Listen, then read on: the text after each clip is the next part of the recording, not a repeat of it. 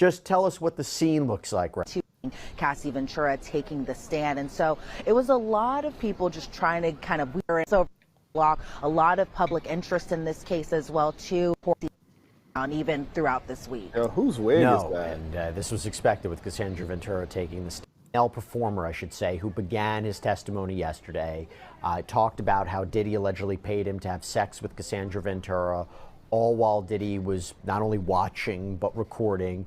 And this happened to have, why they show several that times. face? Again, Combs is charged with racketeering conspiracy, sex trafficking. Pause it real quick, but the crazy thing is 50 warned us about this freaking 50 warned us about it years ago, like, nah. When Diddy offered to buy 50 Cent some clothes, 50 like this just out for me to buy me some clothes, I should choke you up.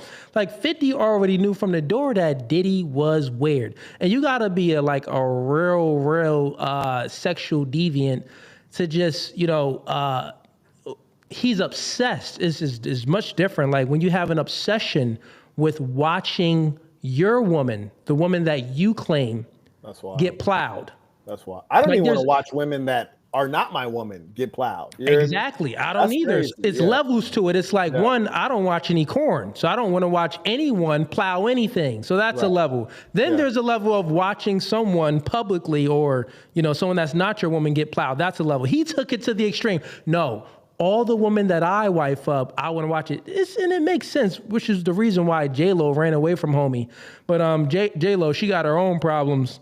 Well, notice J-Lo's been silent throughout all of this, and that's the kind of thing that makes you think. But also, we have to know that if J-Lo didn't experience any of this deviant behavior, then what Cassie experienced is based on Diddy identifying something in her that is also in him, to what you said earlier. But I want to challenge one common idea, the idea that men were chivalrous because women used to be worth something. I don't think women were worth a lot more back in the day. They behaved better because the culture was different.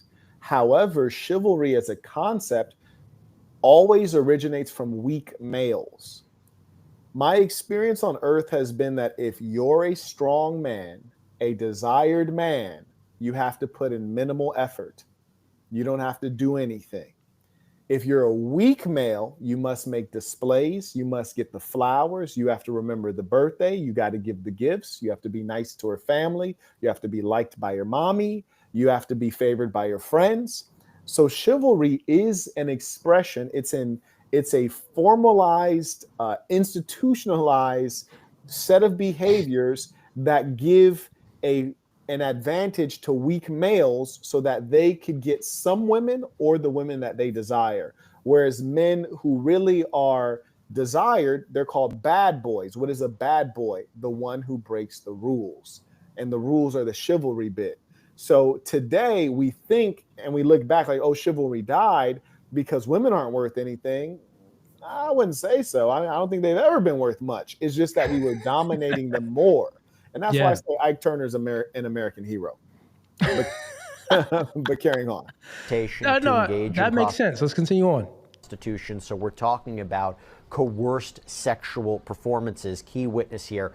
Elizabeth, what came out of cross-examination today of this witness?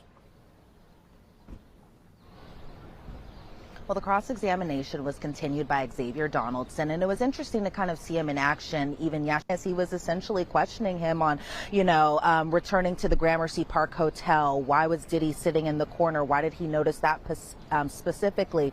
He was asked about what was going on while he and Cassie were having sex. Donaldson asked, did Cassie take the lead? He says, he being Daniel Phillip, said they both did their thing. He was asked, was Cassie drunk? Daniel Phillip responded, no. Was Cassie high? Daniel Phillip responded, no. Did Cassie pay him or pay for a hotel? Daniel Phillip responded saying he just didn't know. See, that's an important piece of evidence, which is, and people will often do this, women especially, oh, I was blacked out. I don't remember anything. Oh, you don't remember that train? No, it was like 10 dudes lined up. You don't remember none of it? You don't remember Bobby, Johnny, Tommy, or nobody? You don't remember none of that.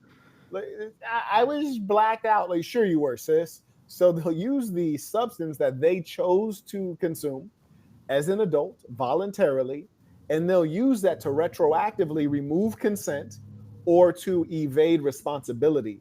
And so it's quite funny that the witness that's supposed to be against Diddy is providing material evidence that suggests that, this bra was fully coherent. She just wanted to, you hear me? She's trying to get her freak on.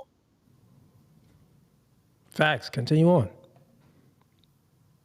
They were talking about the alleged assault that had happened at Cassie's apartment, something that Cassie herself had even testified about as well, too. And so essentially a lot of these questions back and forth were just pretty much to kind of get clarity. There were some points in the cross-examination I was kind of like, where is this going? But maybe from the defense's perspective, they were essentially trying to make that argument that Cassie was coherent. She wasn't under the... These sketches be diabolical, and I don't even use that word. I think the niggas that use that word is, I don't know, just following a trend. But hey, listen, that's why you ain't gonna catch me in no courtroom. They sketch me up like this. Nah, bro. Hey, if they do me this dirty, man, this is crazy. What? Influence of any type of drugs or alcohol when these freak-offs were occurring, or when these encounters were occurring, I should say. What was interesting about Daniel Phillip when he had actually walked into the courtroom, something that interesting moment. I mean, earlier this morning, it wasn't raining just yet, but, it wasn't exactly right. Incident, or not even an incident per se, but talking about a moment in December of 2023. And this is when Xavier Donaldson brought up Daniel's friend named Malia. And essentially, they were questioned, or Daniel Phillip was questioned about when he saw Cassie outside of the Dream Hotel here in downtown New York City. Apparently, Daniel Phillip had told this friend Malia about his relationship, and I put that in quotations even here in my... I hate to say it, but she aight. I'm not saying she's bad, like not good, but she aight. And I'm just like, see, a lot of folks think that as soon as you get the money and the power, you're getting just cream of the crop. That's not the case. You're getting a higher volume of woman. Depending on your industry, that's going to define the quality and what's available to you. But this is the best that she can look. They're on the red carpet. This is as good as she gets. And she just still aight. Yeah. What would you rate her? 1 to 10 right here.